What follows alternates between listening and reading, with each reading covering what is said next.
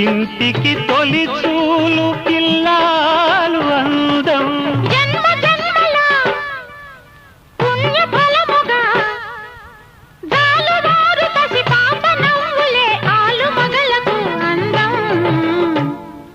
ఇది చెరగని ప్రేమకు శ్రీకారం, ఇది మమతల మేడకు ప్రాకారం. పండిన కలలకు శ్రీరస్తు, పసుపు కుంకుమకు శుభమస్తు. కనివిని ఎరుగని అనురాగానికి కల